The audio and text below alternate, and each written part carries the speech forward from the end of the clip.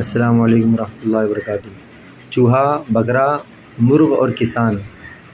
ایک چوہا کسان کے گھر میں بل بنا کر رہتا تھا۔ ایک دن چوہے نے دیکھا کہ کسان اور اس کی بیوی تھیلے میں کچھ لے کر کے آئے ہیں۔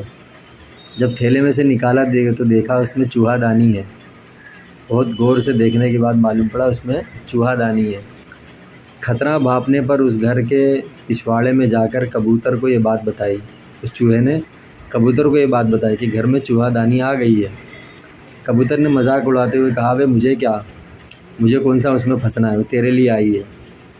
مایوس چوہا یہ بات جا کے مرغی کو بتایا تو مرغی نے بھی اس کا مذاق اڑاتے ہوئے کہا، جا بھائی، یہ میرا مسئلہ نہیں ہے، یہ تیرا مسئلہ ہے، تو سمجھ، تجھے اس میں پھنسانے کے لیے وہ چوہا دانی آئی ہے۔ چوہا بہت مایوس ہوا۔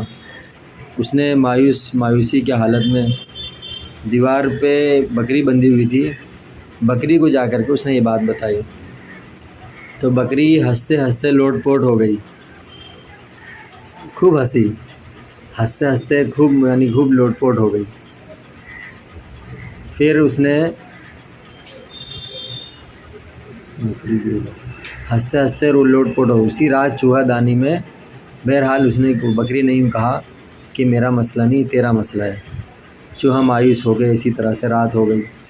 رات میں چوہے دانی میں سے کھٹاک کی آواز ہوئی جس میں ایک زہریلا سانپ پھنس گیا تھا۔ چوہا نہیں پھنسا بلکہ زہریلا سانپ پھنس گیا تھا۔ اندھیرے میں اس کی دم کو چوہا سمجھ کر کسان کی بیوی نے جیسے ہی اس کو نکالا تو سانپ نے اس کی بیوی کو ڈس لیا۔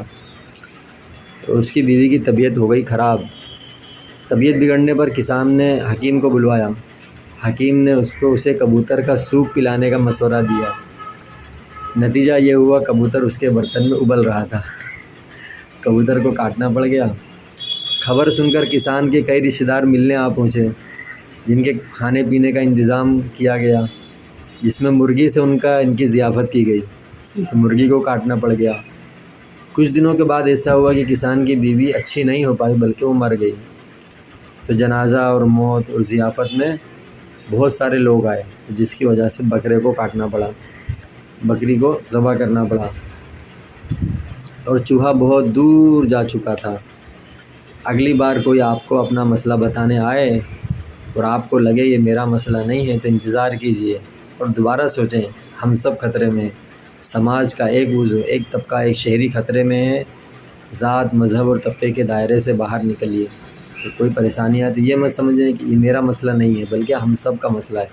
اگر وہ بکری اور وہ کبوتر، وہ چوہا سب مل کر چوہے کو بچا لیتے، تو چوہے دانی کو باہر نکالنے کا، چوہے دانی کو خراب کرنے کا انتظام کر دیتے، تو نہ سانپ پھنستا، نہ نتیجے میں سب جو ہے کاٹے جاتے اور چوہا بچ گیا۔ تو ایسا ہے۔ اللہ تعالیٰ حفاظت فرمائے۔ السلام علیکم۔